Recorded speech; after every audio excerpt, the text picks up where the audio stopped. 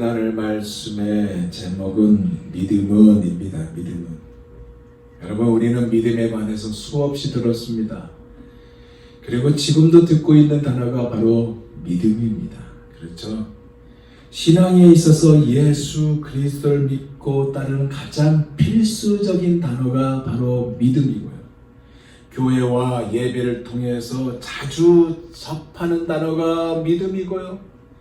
가장 익숙하고 가장 중요하다고 여겨지는 단어가 바로 믿음입니다. 이 믿음을 그러면 자세히 한번 이야기해 보세요 라고 질문을 받았을 때 여러분은 자세히 믿음에 대해서 이야기할 수 있겠습니까? 물론 목사하고 그리고 여러 가지 직분을 가지고 있는 분들은 가능할 수 있겠지만 정말 믿음은 이것입니다 라고 자신 있게 이야기할 수 있겠습니까? 믿음하면 가장 먼저 떠오르는 사람이 있다면 바로 아브라함입니다. 그림 한번 보여주세요. 그 다음 편으로. 네. 화가 구에르누치가 그린 아브라함 초상화입니다. 네. 구에르치노라는 사람이 1657년에 그린 그림이에요. 이 그림에 나오듯이 이 아브라함은 셈의 후예인 데라, 그 아버지 데라의 아들이고 아버지와 함께 갈대아우르 즉 수메르 문명을 가지고 있는 그곳에서 살았습니다. 이곳은 메소포타미아 북부 갈대아 우루 지방이 있는 곳이고 유프라테스 강과 티그리스 강이 흐르는 아주 비옥한 땅입니다. 그러면서 고대 중동의 문명의 중심지가 바로 이곳입니다. 이곳에서 아버지 데라와 함께 살고 있었어요. 넉넉하고 그리고 지극히 평범한 생활을 영위하고 있었고 인간적으로 아주 만족한 생활을 하는 그에게 하나님의 말씀과 함께 하나님의 부름이 그에게 왔던 것입니다. 1절을 볼까요? 여호와께서 아브라함에게 이르시되 너는 너의 본토 친척 아비 집을 떠나 내가 내게 지시할 땅으로 가라. 하나님의 명령은 떠나라 가라였습니다. 본토 친척 아비 집을 떠나라 하였고 몸만 가는 것이 아니라 마음도 같이 가라 이거였습니다. 어디로? 하나님이 지시할 땅, 그곳이 바로 가나안이었습니다. 이 가나안으로 가라 하였습니다. 이것을 히브리서 11장 18절은 이렇게 기록하고 있습니다. 믿음으로 아브라함은 부르심을 받았을 때에 순종하여 장래 기업을 받을 땅에 나갈새 갈 바를 알지 못하고 나갔으며, 즉 하나님만 바라보며 갔던 그가 왜 믿음의 조상이 되었는지를 말씀하고 있는 거예요. 인간적인 입장으로 볼 때 에리 프롬이 사용한 단어가 있어요. 호모 에스피란스라는 단어가 있는데 이거는 희망을 갖고 사는 사람이라는 의미입니다. 즉 내일을 꿈꾸며 무엇인가 이루어 보내는 그 성취 욕구와 함께 살아가는 것이고, 소유의 욕구와 충족되면 또 창조의 욕구가 충족되면 이러한 것이 계속 혁명적인 전환, 즉 코페르니쿠스적 전환을 가진 가운데 떠났다라고 인간적인 입장에서 볼 수 있다는 것입니다. 이 전환에 관하여 오늘 본문 2절은 이렇게 말씀하고 있어요. 내가 너로 큰 민족을 이루고 내게 복을 주어 내 이름을 창대케 하리니 너는 복의 근원이 될지라. 그러니까 큰 민족을 이루시게 하려고, 그의 이름을 창대케 하시려고, 복의 근원이 되게 하시려고 떠나라 하였습니다. 여러분, 큰 민족이라는 의미가 무엇일까요? 아시다시피 지금 유대인의 숫자는요, 오늘날 전 세계 134개국에 이렇게 흩어져 있는데 약 1,400만 명이 흩어져서 살고 있습니다. 그 중에서 가장 많이 살고 있는 지역이 이 미국과 이스라엘이에요. 이 미국은 약 580만 명이 살고 있고 이스라엘은 600만 명이 살고 있습니다.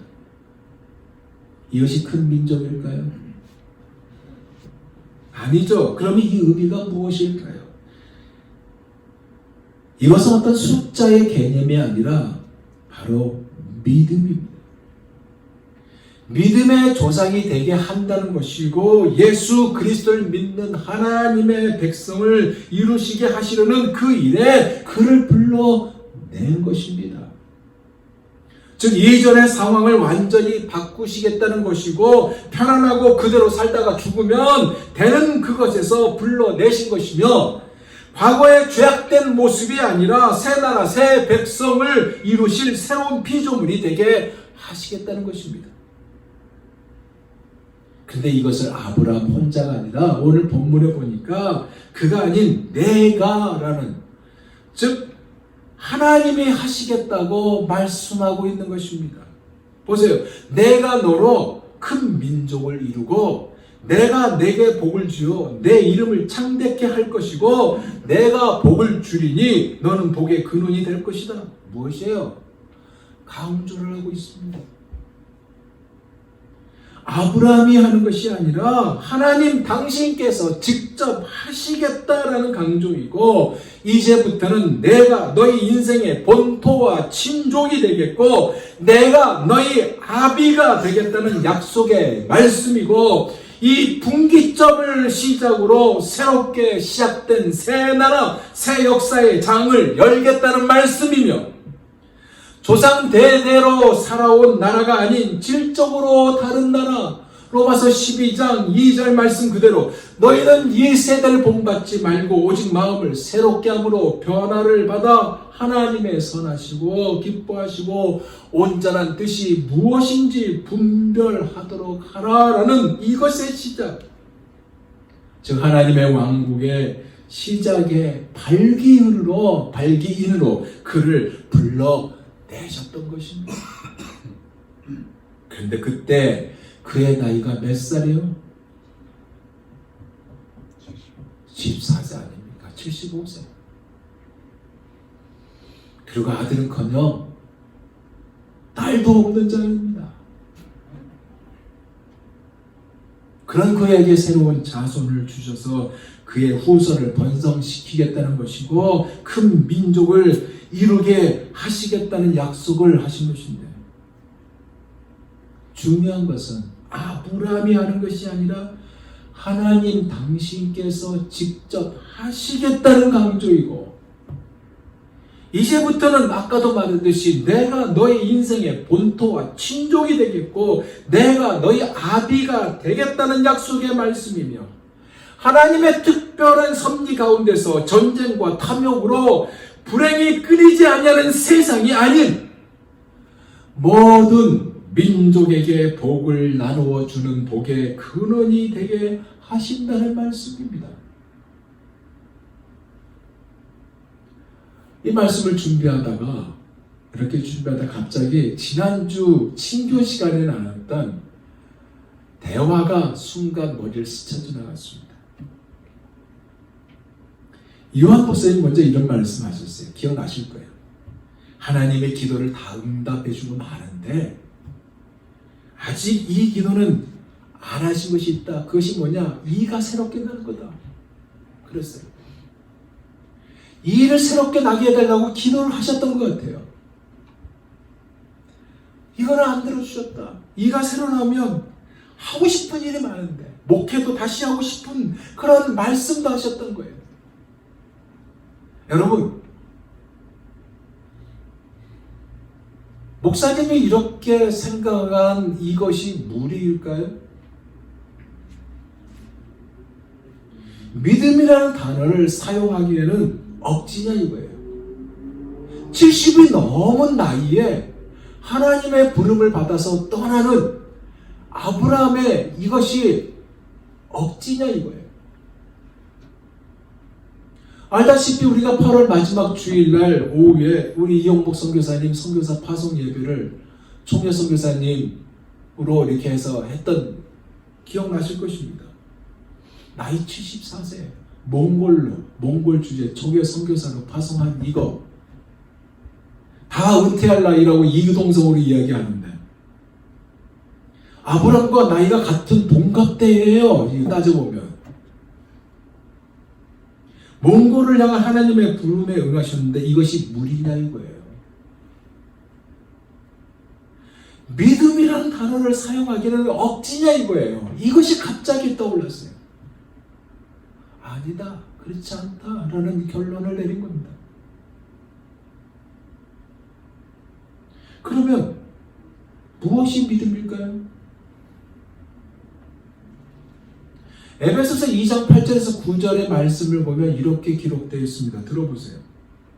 너희가 그 은혜를 인하여 믿음으로 말미암아 구원을 얻었나니 이것이 너희에게서 난 것이 아니요 하나님의 선물이라. 행위여서 난 것이 아니니 이는 누구든지 자랑치 못하게 함이니라. 그러니까 믿음은 하나님의 전적인 은혜로 주어지는 것이고 이 믿음은 우리로 하여금 구원을 얻게 하는 열쇠가 된다는 사실을 말씀하고 있는 거 아닙니까? 근데 여러분이 믿음을 갖게 됐다면 하나님의 은혜라는 사실을 잊지 마시길 바랍니다. 그럼 믿음이 뭐예요? 미래에 역사할 일을 현재에 적용시키는 거 아닙니까? 여러분이 미래에 대해 어떤 마음을 품었어요? 그것이 기댈 제목으로 나타나잖아요. 미래를 향한 어떤 마음이 있을 거 아니에요? 어떤 마음을 품었습니까? 그것을 현실에 적용하는 것이 믿음이라는 얘기입니다. 그것을 놓고 어떻게 기도하고 계세요? 미래에 이루어질 그것을 지금 누리는 이 믿음은 그렇기 때문에 바라는 것에 실상이요 보지 못하는 증거 아닙니까? 아브라함이 떠날 때예요. 아마도 가족 일부는 반대를 했을지 모릅니다. 그런데 떠났다는 것은 현실적으로 볼 때 무리예요. 맞는 말입니다. 다음 그림을 한번 보여주세요. 그 다음 그림. 아마도 저 인원보다 많았을 것입니다. 가나안으로 떠나는 가족이에요. 혼자가 아닌 많은 식솔이 따르고 있다는 것을 알 수 있습니다.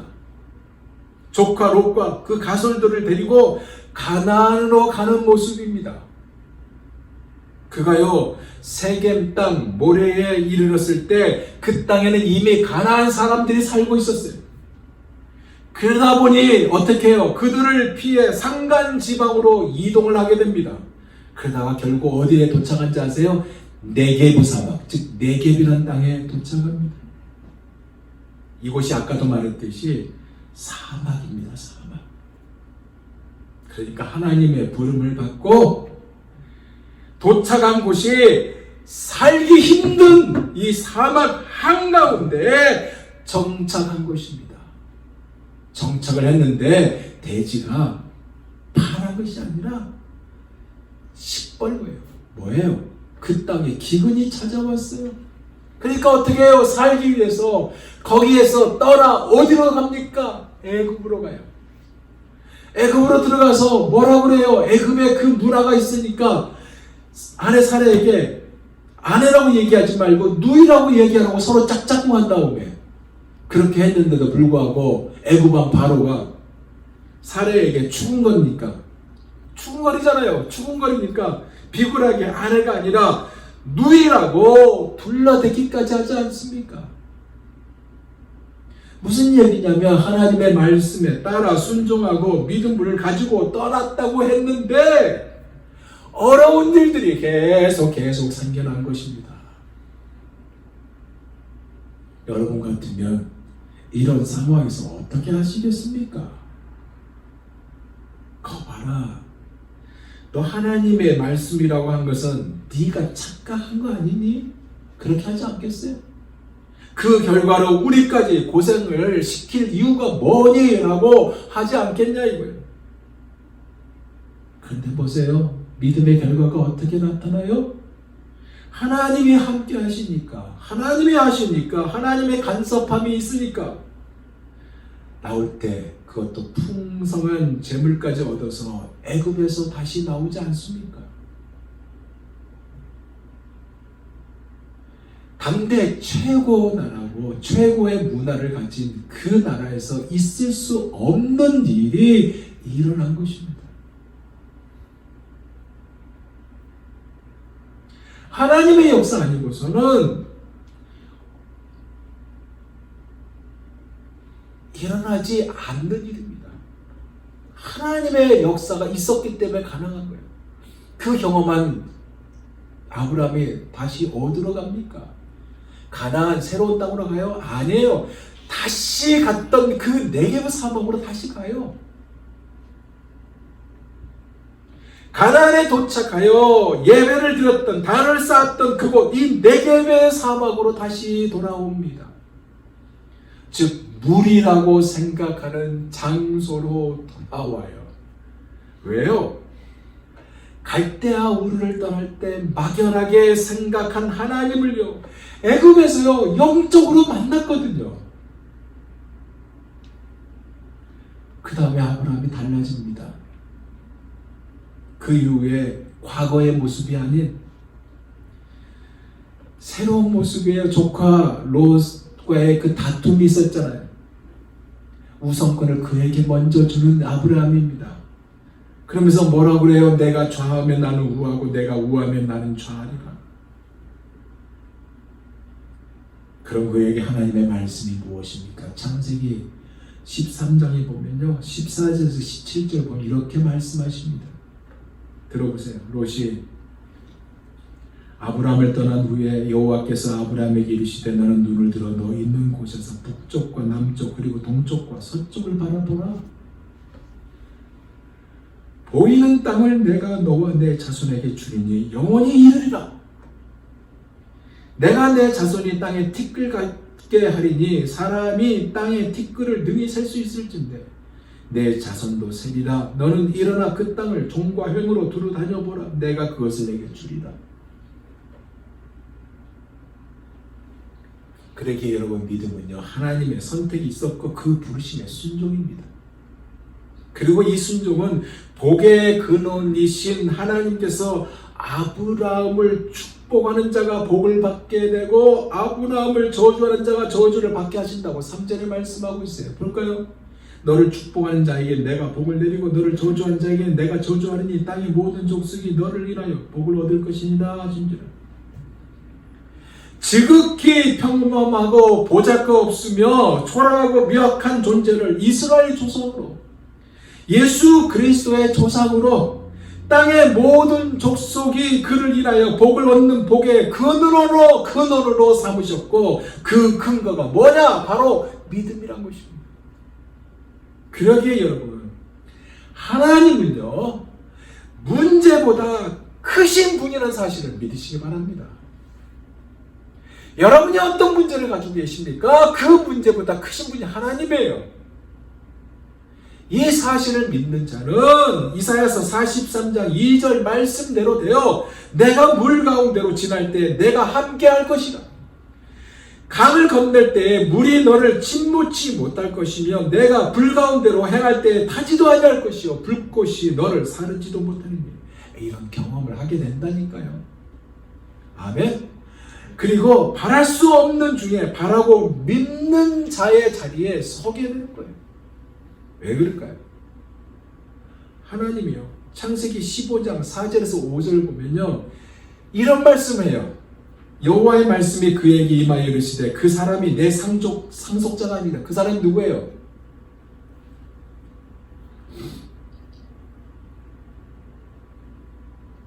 이스마엘이잖아요. 네. 내 몸에서 날 자가 내 상속자가 되리라 하시고 그를 이끌고 밖으로 나가 이르시되 하늘을 우러러 우뼈를 셀 수 있나 보라. 또 그에게 이르시되 내 자손이 이와 같으니라. 생각해보세요. 항상 불안한 자입니다. 항상 불안했고 두려움에 매여 있던 그런 자예요. 그런데 하나님이 때마다 찾아오셨고 말씀하셨으며 믿지 못하면 땅의 티끌과 하늘의 무별들을 바라보게 하고요. 믿음을 가지도록 계속 이끌어 주심을 볼 수 있는 거 아닙니까? 그 결과로 또 하나님은 뭐라고 그래요? 의로 여겼다고 그랬잖아요. 의로 여겼다고. 하나님이 다 하신 거예요. 즉 그의 노력이나 수고로 얻어진 것이 아니라 하나님이 보여주셨고 이끌어 주셔서 믿게 하신 것이에요. 일하신 분이 하나님이고 하나님의 열심히 믿음을 선물로 주셨다는 얘기입니다. 사라의 말대로 아까도 말했듯이 하가를 취해서 아들 이스마엘을 낳았어요. 그랬더니 99세에 찾아서 이 말씀을 한 거 아닙니까? 무슨 얘기입니까? 나는 못한 일이 없고 능치 못할 일이 없는 나의 모든 말을 신실하게 성취하고 이룰 수 있는 내가 믿을 만한 능력이 있는 전능자, 그분이라는 말씀을 하고 있는 거 아닙니까? 사랑하는 여러분, 우리가 코로나 시대를 맞이했어요. 바꿔 말하면 이 코로나라는 갈대와 우르에 우리가 살고 있다는 얘기입니다. 이 시대에 불안한 마음으로 시간을 보내고 있어요. 어제 들은 얘기예요. 정 목사님이 얘기하시대요. 인도에는 델타도 소용이 안 되는 변종이 생겼다고, 약이 없다고. 이 불안한 시대입니다. 한 번도 경험해보지 못한 두렵고 암담한 시간을 우리가 가지고 있습니다. 아브라함도 그런 상황이라 볼 수 있다는 얘기입니다. 이런 상황에서 바랄 수 없는 중에 바라고 나갔던 것처럼 우리도요, 바랄 수 없고 그러한 중에도 믿고 나가는 우리가 되기를 원합니다. 그 근거가 뭐예요? 바로 하나님이잖아요. 바울이요, 에베소에서 더 이상 사역을 하지 못하고 밀레도의 바닷가에 체류하고 있었을 때입니다. 에베소에 들어가면 이제 빠져나오지 못하게 되니까 에베소에 들어가지 못하고 에베소 교회에 남겨진 장로들을 부릅니다. 당면한 과업들을 계속 수행할 수 있도록 훈육하고 격려하기 위해서 불러요. 본인 자신은 에베소 교인들에게 아무것도 줄 수 없어요. 얼마나 힘들겠습니까? 더 이상의 말씀에 대한 가르침을 줄 수가 없었을 때 장로들을 불러냅니다. 그리고 그가 이렇게 고백해요. 사도행전 20장 32절입니다. 들어보세요. 지금 내가 여러분을 주와 및 그의 은혜의 말씀에 부탁하노니 그 말씀이 여러분을 능히 든든히 세우사 거룩하게 하심을 입은 모든 자 가운데 기업이 있게 하십니다. 무슨 얘기냐?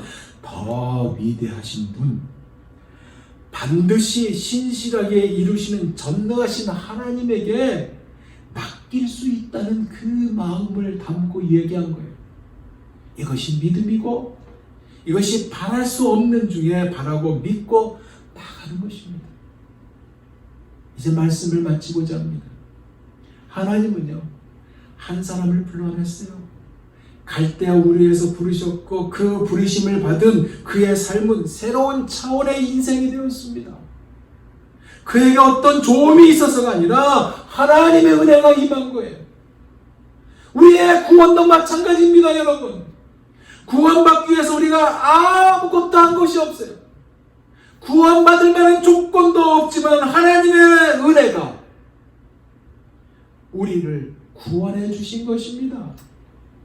본토 친척 아비집을 떠나라고 하심에 그가 순종했고 지시할 땅으로 가라고 하셨을 때 그가 가진 믿음은 그가 스스로 가진 것이 아니라 하나님이 주신 것이에요. 그래서 아브라함이나 그 후손에게 세상의 상속자가 되리라고 하신 언약은 율법으로 말미암은 것이 아니요 오직 믿음의 의로 말미암은 것이라고 말씀하고 있고, 바랄 수 없는 중에 바라고 믿었다고 하는 이것은 하나님의 약속을 의심하지 않았다는 것입니다. 즉 약속하신 그것을 또한 능히 이루실 줄을 확신했다는 것입니다. 그러면 우리가 이제 말씀을 마무리하는 이 시점에서 우리가 가져야 할 자세는 어떤 자세일까요? 우리의 자세는요, knowing about God이 아니라 knowing God이 되어야 되는 거예요. 우리는 너무나 knowing about God이에요. 사람들에게 그렇게 얘기합니다. 근데 knowing God이 되어야 돼요. 그가 믿은 바 하나님은 죽은 자를 살리시며 없는 것을 있는 것으로 부르시는 이신이라는 이것을 우리가 정말로 믿어야 하는 것입니다. 사랑하는 여러분, 우리에게 문제가 있죠. 여러분에게 문제가 있죠. 여러분에게 문제가 있으니까 그것이 기도 제목 아닙니까? 그런데 그 문제가 있지만 하나님이 누군지 실감하지 못하는 데에 혹시 있지는 않습니까? 하나님에 관해서 가끔 생각하거나 말하긴 하지만 하나님에 대해서 막연하지는 않습니까? 하나님을 바르게 그리고 실감나게 갈망하면서 우리는 정말 믿을 수는 없는 것입니까? 중요한 것은 아브라함이 믿은 하나님과 우리가 믿는 하나님은 동일한 하나님이라는 사실입니다. 그분이 예수 우리 주, 그를 죽은 자 가운데서 살리신 분이고 우리에게 영원한 생명을 주신 분입니다. 여러분, 영혼에 대한 개념을 아세요? 여러분, 바닷가에 가보셨나요? 모래가 있죠? 그 모래 셀 수 있습니까? 만약에 여러분이, 아니 여러분이 아니라 새가 날아와서 거기 있는 모래 하나를 1년에 한 번씩 물고 간다고 가정해 봅시다. 그 모래를 얼마 동안 가져가겠습니까? 영원이라는 개념이 이겁니다. 영원히 죽을 수밖에 없는 우리들을 영원히 살려줬다는 걸 얘기해요. 누가요? 하나님이. 그런데 왜 그 하나님에 대해서 about God이고 왜 knowing God이 안 됩니까? 믿음은 저절로 생기는 게 아니에요. 하나님이 주신 아주 특별하고 위대한 사건이고요. 이 믿음이 여러분을 하나님의 생명 안으로 불러들었습니다. 누가요? 하나님이. 근데 왜 아직도 하나님을 모르고 계십니까?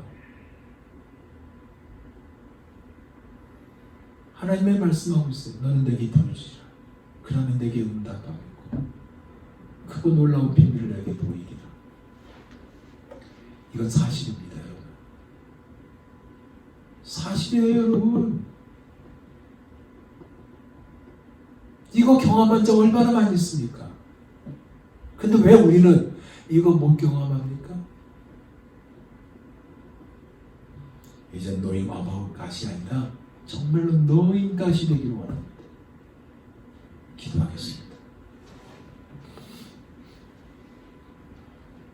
기도하면서 여러분 이 시간에 결단하기를 원합니다.